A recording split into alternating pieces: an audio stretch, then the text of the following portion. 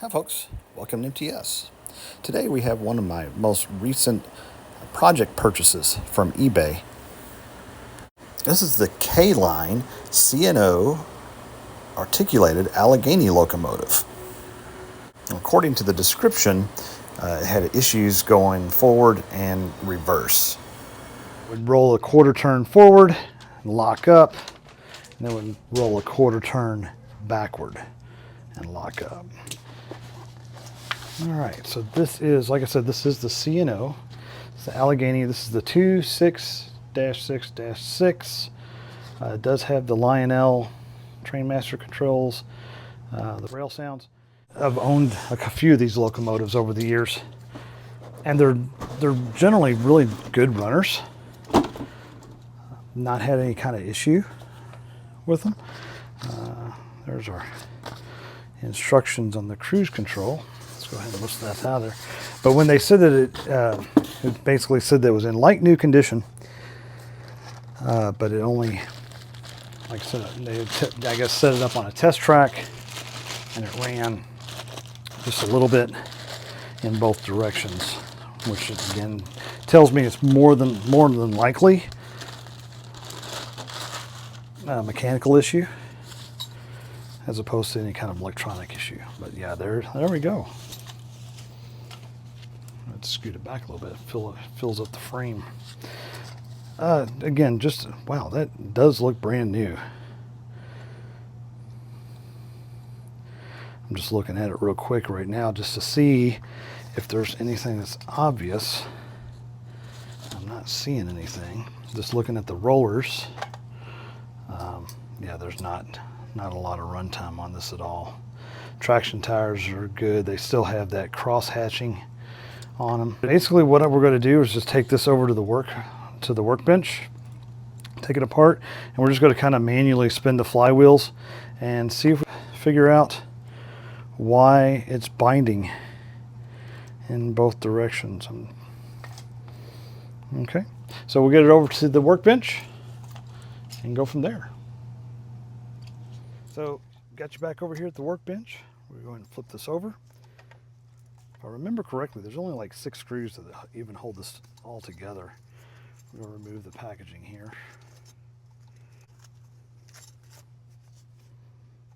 So yeah, we have the 2 screws here in the back.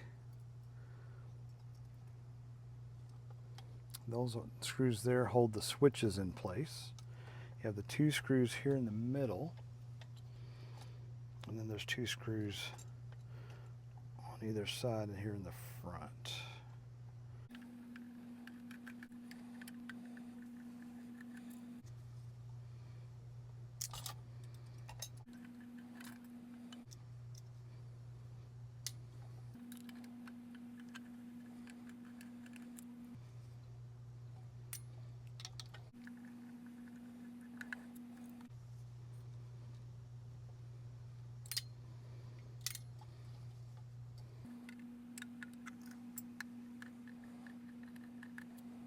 Okay, roll this back over.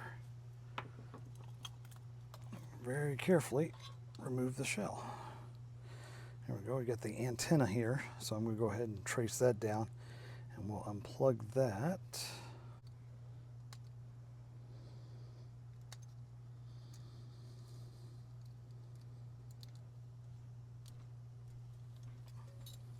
Okay, we'll move the shell out of the way.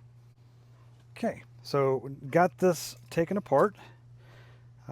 Next, I'm just gonna spin these flywheels and see if there is a bind anywhere.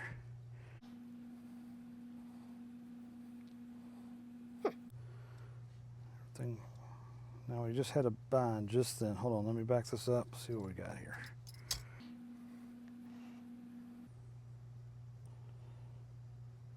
Right there's the bind.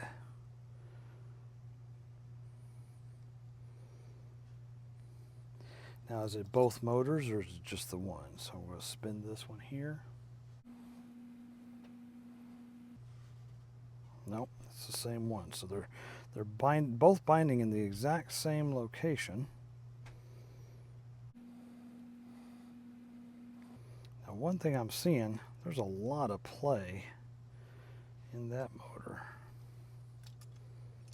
Next up, we're going to remove the truck assembly from the motor. I think to remove the truck assembly, it's just the one screw here.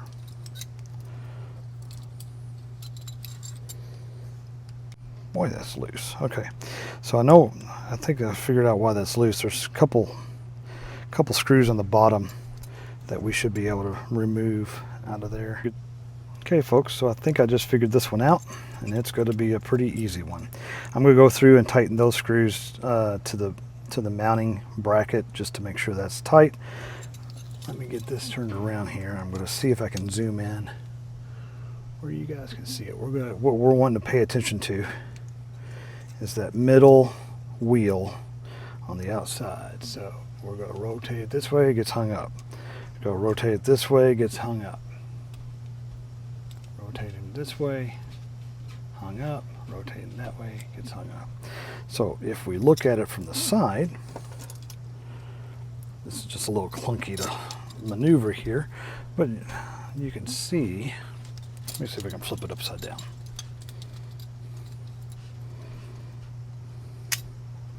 That what has happened,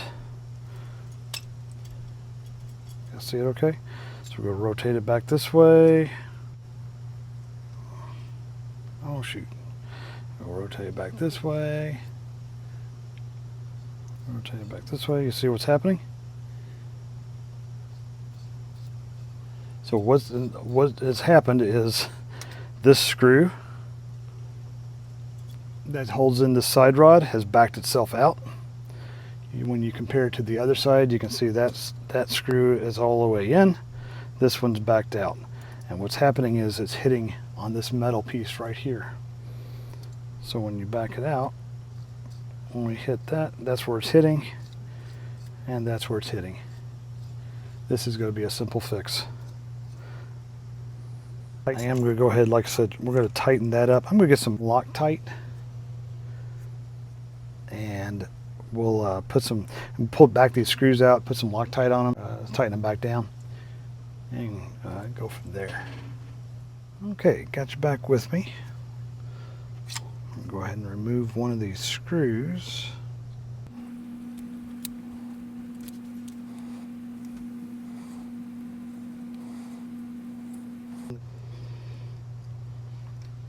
Okay, now we'll put just a little bit of Loctite on the end of this.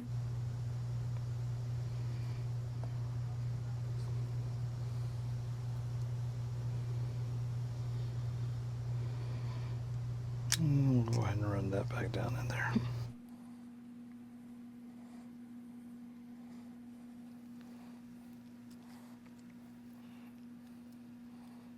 There we go. Oh, I figured out why that was like that. That one's stripped out.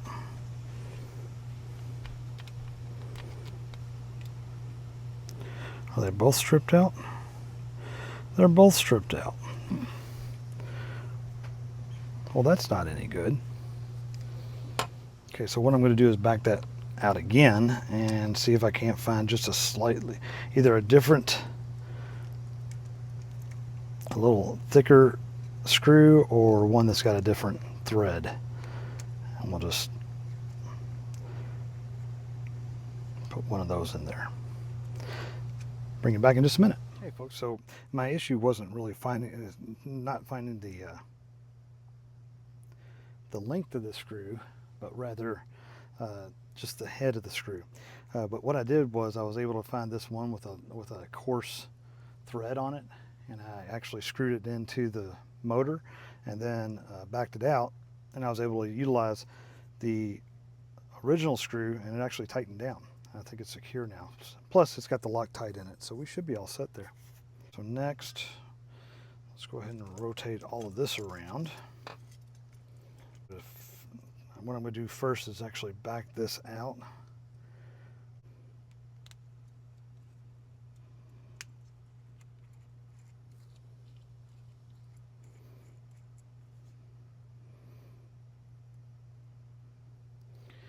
Okay, and we just got to be careful of what we got in here. So we got the eccentric gear. Looks like we have the rod. Whoa. And there's a spacer. And there's a sleeve that goes inside of it. So there we go. So that gets that out of the way for us. We can go ahead and back this out now.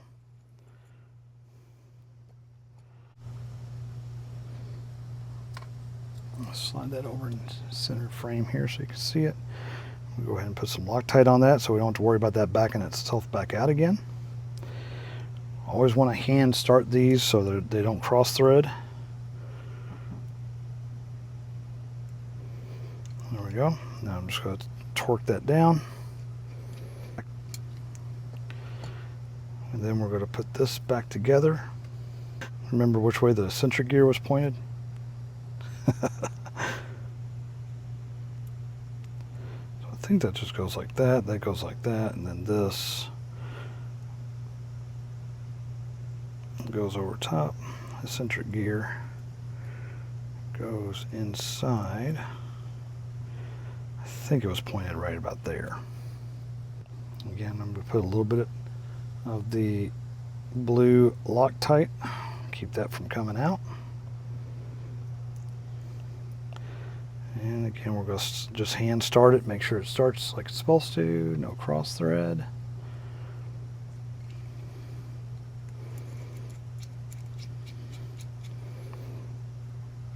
And for those of you who are curious, this is it's like a 5mm. We're going to go ahead and just rotate this around, and there we go, look at that. Okay, so looking at the back one, we have the same issue where it's hitting there. I'm not going to have to take the entire truck assembly apart because I've already diagnosed the issue, so we're just going to undo the eccentric gear, take that rod out, and do the exact same thing we do at the front.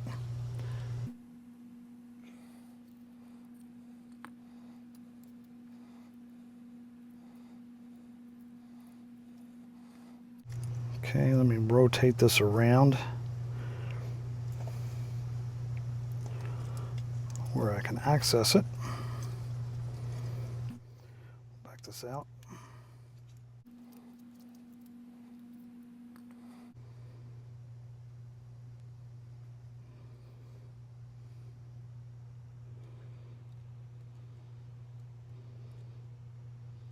And hand start it.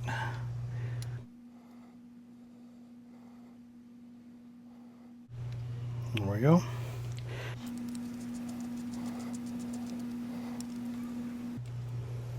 Okay, and then we'll do the same with the back screw. Remember, we have the sleeve inside the spacer, and that goes like that.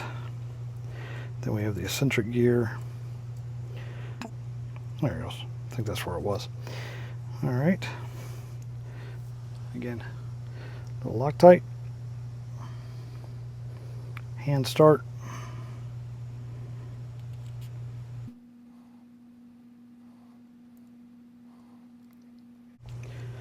Good position there. Go ahead and tighten it down. We'll spin it just to make sure. Perfect. We are good. Okay, folks, so back you back out just a little bit. Don't want to forget to plug in the antenna here.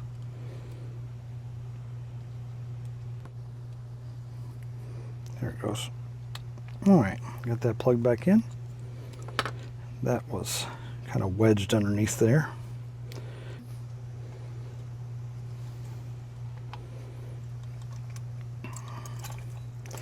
Flip it back over. We're just going to make sure that all the holes line up and we don't have any, we're not crimping any wires. Don't see any wires crimping. There we go. We'll put these back into place.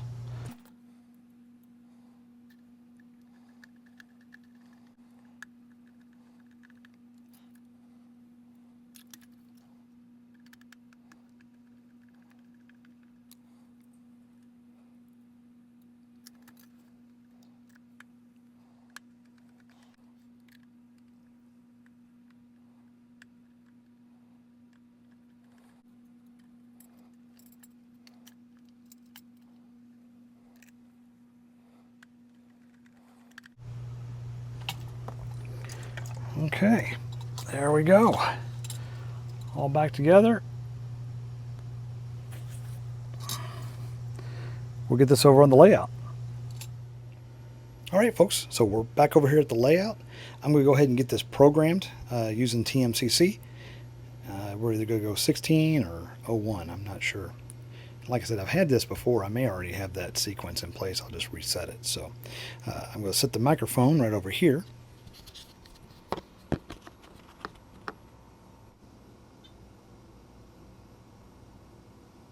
I've got it set up.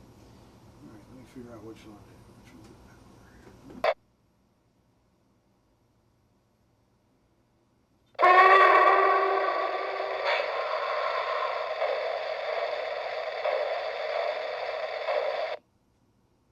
I already had that one already in my TMCC setup. I've already got it programmed. Let's run this thing a few laps. That's a really good thing. I don't know if you guys saw when we were actually taking it out of the box. It's not a 1/48th or a 1/43rd scale. It's actually a 1/58th scale. So it's a smaller locomotive. It's kind of like the Lion Master. It's a smaller scale. It can handle a tighter radius. You can run it on you've got a little bit more radius options. Really fun locomotive to have, one to run around, and you know, you get the size and the scale of the locomotive without having to compromise your layout. So yeah, we'll go ahead and get this going.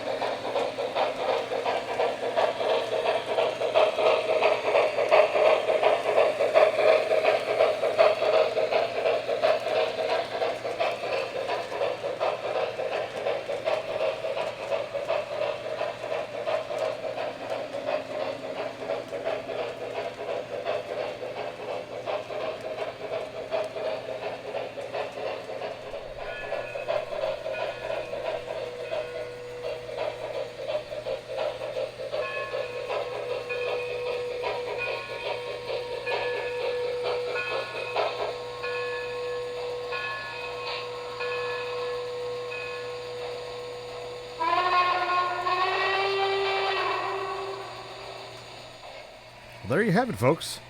Doing a quick recap, we were able to unbox this beautiful articulated Allegheny locomotive.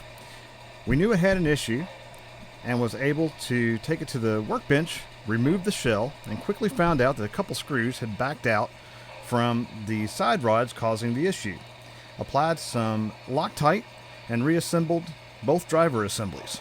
Got it all back together, programmed it, and ran a few laps around the layout. I think I've got about 230 in this locomotive, so this is a great win. Hope you enjoyed the video. Thanks for watching, and I'll see you down the line.